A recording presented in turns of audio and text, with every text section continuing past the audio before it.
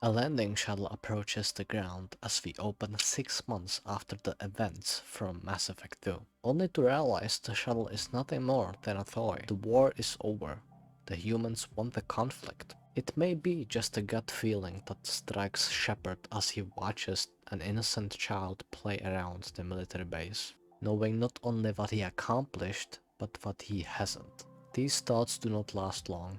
Once James Vega fetches us on behalf of the defense committee. As James starts to walk, Shepard, as if almost on purpose, falls behind briefly, showing us that his military training has faded to the background of politics, albeit just temporarily. Not a minute passes until we encounter another familiar face, Admiral Anderson. While for Shepard this may be just another Thursday, you know something's not alright. Shepard has a brief exchange with his old friend and former captain, and remarks on his newfound comfort, only for Anderson to curiously interpret that as a negative and vow to fix this problem soon. Again, friendly banter for one, and ominous foreshadowing for another. The game doesn't let you wait too long as Shepard finally asks the dreaded question, is it the Reapers? Anderson doesn't know, just like everyone else he doesn't want to, perhaps.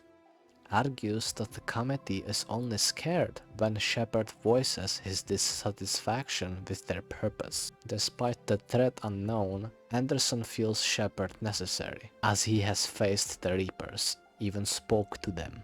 He is the key to our survival. It is that knowledge that is supposed to give our species the fighting chance. The edge nobody before had.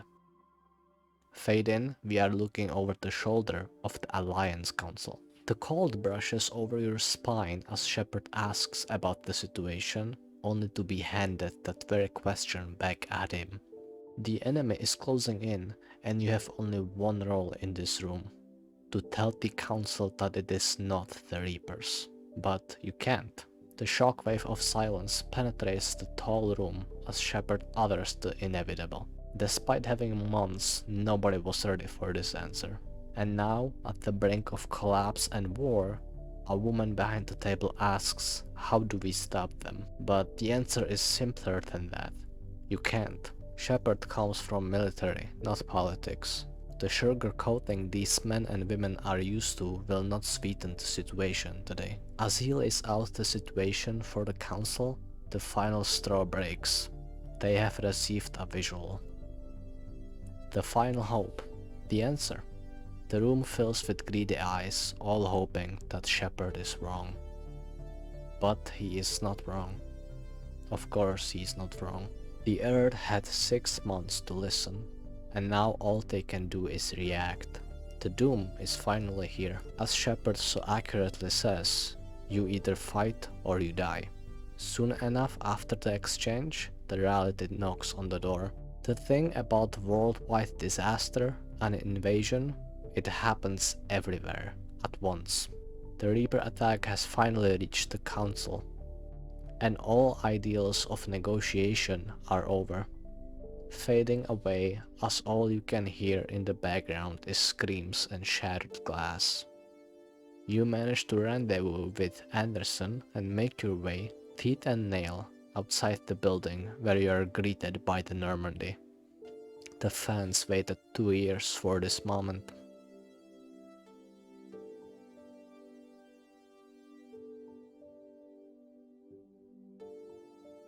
Once on board, Anderson confesses he cannot join you. Shepard, or the player, has a choice of a follow-up, and here is one of very few dialogue choices that have no impact on your character or on the others. This choice is not here for the story, but for you, to process your grief with anger or understanding, because this may be the last time you are seeing your friend, and that is war. Once Anderson makes his intentions clear to Shepard, he orders him to seek out help from the Citadel. Shepard quickly remarks not being part of his subordinate, and Anderson reinstates his rank in the field. Surely not the promotion he wanted, not the commander we wanted to be, but the one we need to be. And once the conversation is over,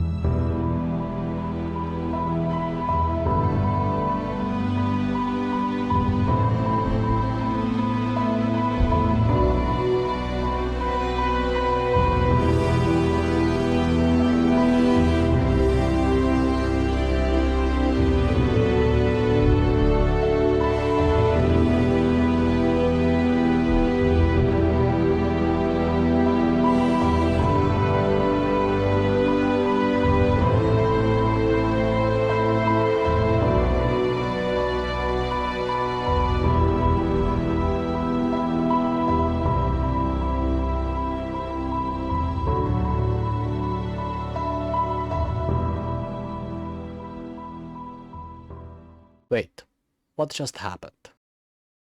The opening in Mass Effect 3 is spectacular, iconic, and timeless by an account of anybody. And it is perhaps the very reason even the controversial and dissatisfying ending of the real franchise managed to be uplifted by the absolute dominance and perfection of this prologue.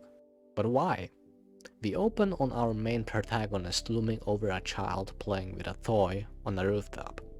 This serves as a reactionary canvas through which we can sense what Shepard thinks of the situation. He's troubled by what he knows is coming, but it is perhaps exactly that ticking clock that makes him appreciate the premise of lasting innocence. We get pulled out of the rose-tinted fantasy soon, as we are quickly shoved into the monstrous mouth of the reality. The Reapers are not just coming, they are here. No buttering up, no negotiations. The Reapers are not here to take over, they are here to conquer. And once the reality hits us, as well as the Council, the crashing storm comes and we only can hope we are still fast enough to outrun them. None of this had to happen if they listened. The first human Spectre, the only being that has already defeated them once. But they didn't, and they wouldn't until the last possible second. What a crying disaster of a shame. But we do manage to get ourselves to safety of our old trusty ship. It's time to get that armor back on. Boom, a video game introduction. And again, to this day, the prologue is absolute game icon. But there isn't anything that special about it.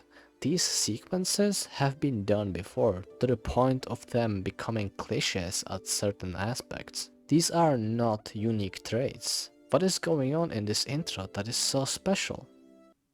Well, let me show you. Good luck. You too, Shepard.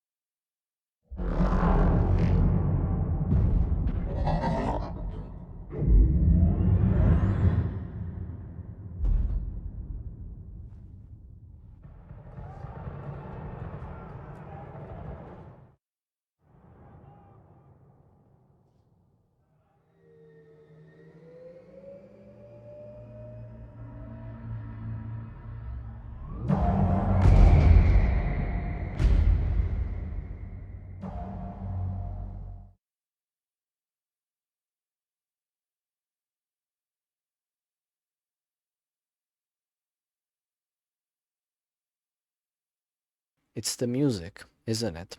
There are things that we see in the prologue that hurt you, and they should. They play exactly right on your senses, so that you understand there is no more peace, that nothing gets spared. You have waited long enough, waited too long, just to get destroyed by the biggest threat anyone has ever seen, and nobody has defeated. Daunting doesn't even begin to describe how you should feel. But it's not until the track starts playing and complementing the dreadful situation that you start feeling it, completely powerless. You're nothing but a bug to be crushed. Your titles and accomplishments don't matter. You and your friends, colleagues, partners, they are all just meat on bone. And Shepard gets to watch. No, he has to watch, as the enemy shows him exactly that.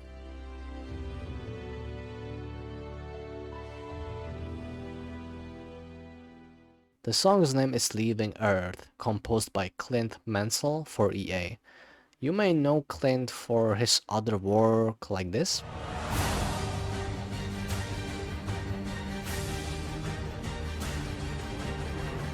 It's needless to say, the music in Mass Effect 3 is responsible for a lot in the game and the franchise in general.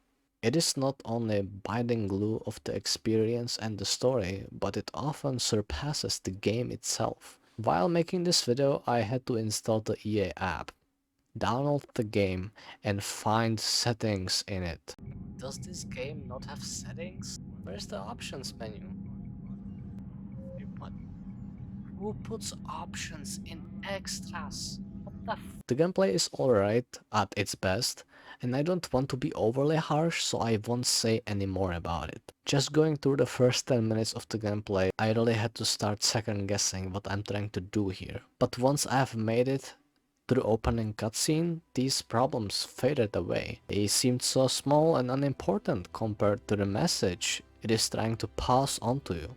And that's because it is. You will not find me praising any other video game for its soundtrack, and not because they don't deserve it, but because it's just not what I usually do. But caught up in the moment of the prologue, a great story and adventure is lying out its roots in front of you. Wherever it takes you, just remember the moment that had you holding your hand over your mouth, even if you are not quite sure why. That's the tip of the needle. That's the legacy of the prologue.